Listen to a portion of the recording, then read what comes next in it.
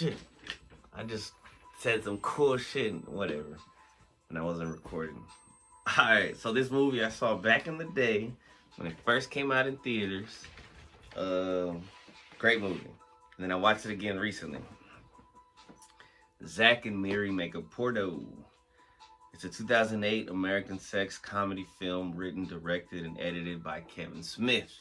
And I was saying when I recorded earlier, but you guys didn't hear it, I was just saying to myself and the CIA or whoever's listening, that I didn't know anything about Kevin Smith back then. I hadn't seen Clerks yet. So I thought this was a Seth Rogen film. Not a Kevin Smith film. So I hadn't seen like Chasing Amy or Mallrats or Clerks or any of the I didn't know anything about that stuff. But now going into it, I saw it in 08 originally. Now in 2023, which I should be able to do the math. 8, 9, 10. So that's 15 years ago. It's been 15 years. I've watched movies. I've learned about Kevin Smith. I watched interviews with Kevin Smith. I got real fascinated with him for a while. Like I was really interested in his work. And it stars Seth Rogen and Elizabeth Banks. It was released on October 31st, 2008. The film follows the lives of friends Zack and Miri, who are facing financial troubles and decide to make an adult film to solve their problems. And I'm going to say this again. What's interesting is I just watched Tommy and Pam, or Pam and Tommy, and Seth Rogen's in there, and he's trying to make money back because Tommy screwed him over, and he's trying to sell a porno. Well, it wasn't. It was a home video. He felt bad about it. I'm going to have to do a serious review about that one eventually. The film was produced by Scott Mosier and was released by the Weinstein Company. Boo, Weinstein. And it turns out, we'll see why, they live up to their boo reputation. It received mixed reviews from critics and was a box office failure, unfortunately. Seth Rogen played Zack Brown, Elizabeth Banks as Miriam, aka Miri Linky. Craig Robinson was Delaney, Jason Mewes as Lester, Tracy Lords as Bubbles, Jeff Anderson as Deacon Anderson, Katie Morgan as Stacy, Ricky Mabe as Barry, Justin Long was very funny in it as Brandon St. Randy, Jim Norton as an auditioner. It was one little part, but I saw it. It was cool. Development. The genesis of Zack and Miri has been one in Kevin Smith's mind since the 1990s. 2 porn-centered projects were in development. One was a film called Name. It was intended to be a follow-up, but not a sequel to Chasing Amy that would have starred the trio from that movie. Jason Lee, Ben Affleck, and Joey Lauren Adams, and said to be in the View Askewniverse. And I'm assuming that's the universe of his movies. But the project was not made and was replaced with Dogma. The second attempt was in 1997 as a failed 22-episode series titled Hiatus. The series would have starred Lee again and was about a man returning home after being away in California and leading a double life as a porn star. When he pitched the series to TV networks, they all rejected the idea, believing that the kind of material handed to them could never happen on television. However, he kept the idea in mind and wrote a script following Clerks 2 that would be porn-bent. Pre-production. According to Entertainment Weekly, the Weinstein Company greenlit the project based solely on the title. Kevin Smith originally wrote the film to be set in St. Cloud, Minnesota, where he had previously shot Mallrats, and where he has stated a desire to shoot again. However, for budgetary reasons, Smith opted to shoot in Pittsburgh and rewrote the script to take place in the suburb of Monroeville. The female-led role was written for Rosario Dawson, but she was unable to accept the part, and she was signed on the film Eagle Eye, whose shooting schedule would have conflicted with Smith's. Smith wrote the role of Zack with Seth Rogen in mind based on his performance in The 40-Year-Old Virgin. Shooting concluded on March 12th, 2008. So Seth Rogen wasn't even making movies yet. I mean, he was in movies. There are numerous references to Pittsburgh and the film setting and the neighborhood. He's on a podcast, and I thought it might be interesting to listen to what he got to say, Seth Rogen, because he's also making the new Ninja Turtles movie, so hopefully he's got his mind right. But it's for the kids, it's not for us, so whatever. Got the film set in the neighborhood of Monroeville in Pittsburgh, including a drunken Steelers fan, a Penguins Stanley Cup flag, Miri sleeping in a Penguins jersey, and the cast drinking Iron Titty beer throughout the film. A scene is set outside Mellon Arena during a hockey game. The scene of the goalie body checking the defender was filmed at the Rostraver Ice Garden. Blah, blah, blah. Another scene in the film was shot at the Monroeville Mall and contains a cameo appearance by Tom Savini. The mall was the setting of Dawn of the Dead, which Savini was an effects artist. That's like the only zombie movie I've seen because I had it on DVD. And it was fucking scary. It was pretty cool. But the fucking zombies were running fast and shit. Like, what? They're not supposed to run. It's not what zombies do.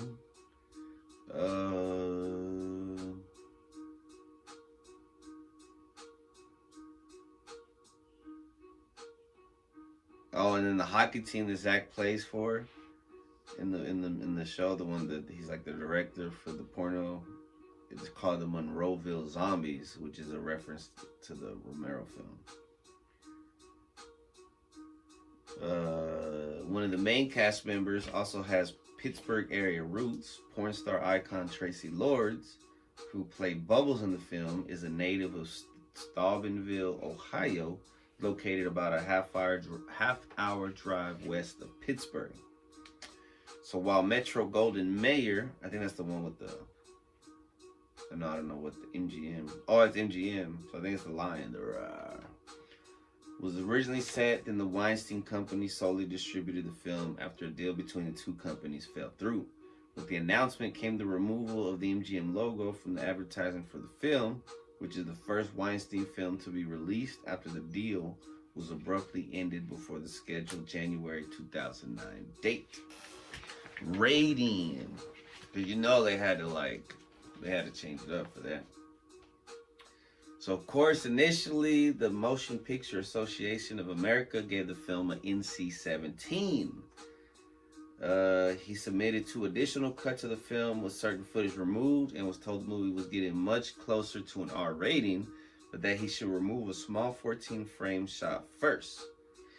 Smith felt that the scene should stay in, so he appealed the rating and the film was screened by the MPAA. Seth Rogen commented, "It's a really filthy movie. I hear they are having some problems getting an R rating from an NC-17 rating, which is never good." He continued complaining that they fight against sex stuff. Isn't that weird? It's really crazy to me that Hostel is fine with people gouging their eyes out and shit like that, but you can't show 2 people having sex. That's too much. On August 5th, the rating was successfully appealed to an R with no further cuts. It attained the rating for strong, crude sexual content, including dialogue, graphic nudity, and pervasive language. On October 10th of 2008, the British Board of Film Classification issued an 18th certificate for the film, saying blah, blah, blah.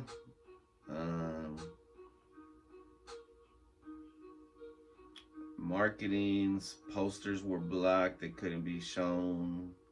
A lot of places just put Zack and Miri. They had that one poster that said that Seth Rogen and Elizabeth Banks are making the movie so crazy we can't even tell you the title. They had a Red Band trailer.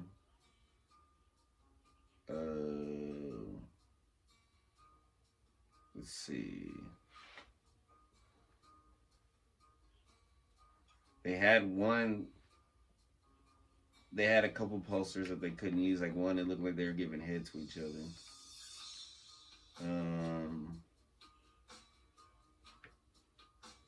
So So there was complaints about the ads at baseball stadiums and city bus stops. Weinstein Company marketing head Gary Faber stated that the ad was accepted in most of the outlets that were offered it, but that the studio would consider variations of the title for outlets that rejected it, including one version, that Seth Rogen and Elizabeth Banks made a movie so outrageous that we can't even tell you the title. On November 10th of 2008, the Weinstein Company announced that it would be relaunching the U.S. ad campaign for the film. But why is this on 2000? It's got to be wrong if the movie came out in 2008. Maybe it came out in 2009. So something's wrong about the date. Hopefully I look it up and then put it right there if I remember. So then it probably came out in 2009, which makes more sense. More talk about the poster. So the film opened up number 2, which is not bad. It doesn't seem like, behind High School Musical 3 senior year with 10.7 million from 2,735 theaters, an average of 3,906 per theater. The bankable Rogen experienced his worst box office opening ever. In an interview with Caitlin McGlynn of the Huffington Post, Kevin Smith observed, "I was depressed, man.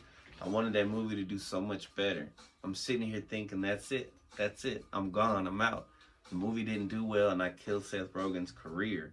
This dude was on a roll until he got in with the likes of me. I'm a career killer.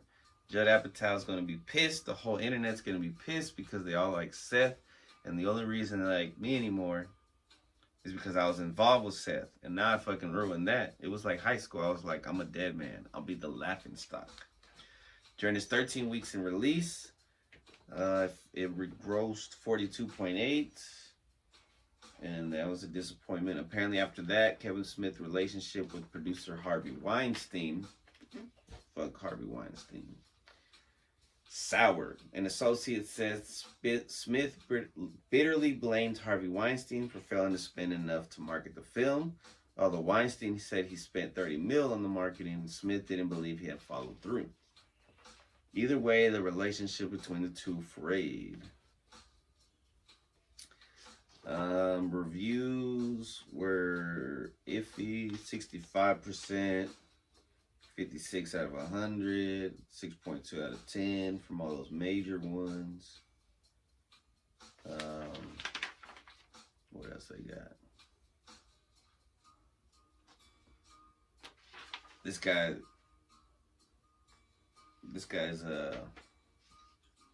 according to Scott, let's see, from who?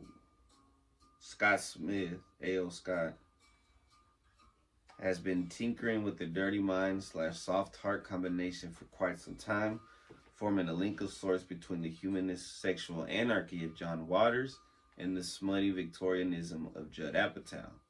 According to Scott, in spite of an avalanche of verbal filth and a smaller quantum of the visual variety, Zack and Miri is not very shocking at all.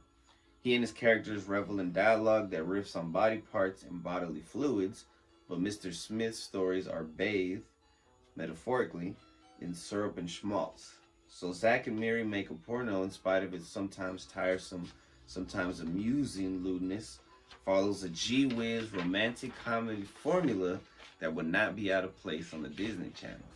Two best friends who have always been in love with each other discover that they have always been in love with each other.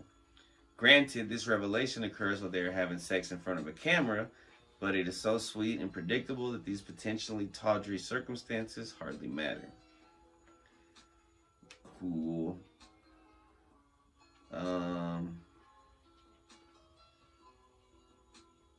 Let's see. Ebert gave it 3 out of 4.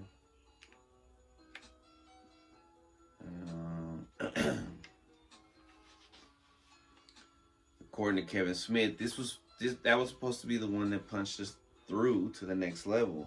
Everyone thought it would do 60 to 70 million, and it wound up doing Kevin Smith business. I was like, I'm done.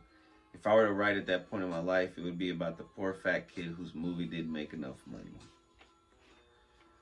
For 2 months after the film's release, Smith did not work. He even stayed away from the internet. He was convinced the film would grasp a piece of the raunchy comedy box office success that had flowed freely to Judd Apatow the previous year for Knocked Up. When it did not, Smith criticized Weinstein for not marketing enough. Yeah, I already said that.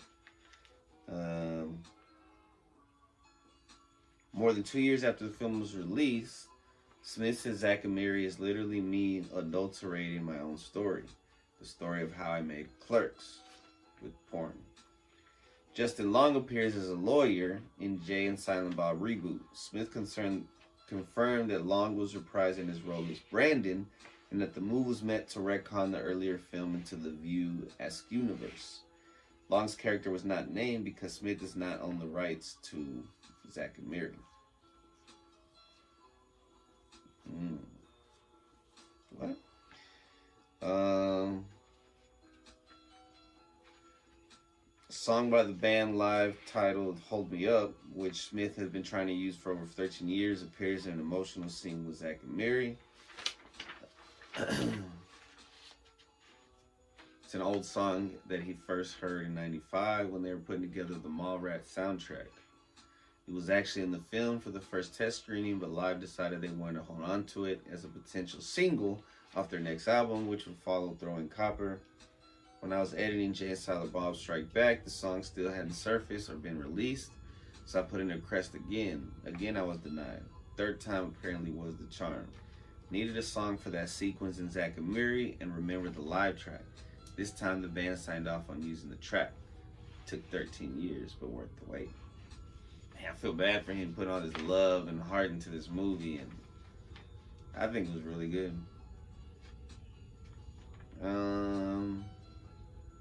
So apparently it's at the time of connection to the View-esque universe. At the time of its release, Kevin Smith claimed the film did not take place in his View-esque universe and consciously tried avoiding any connections.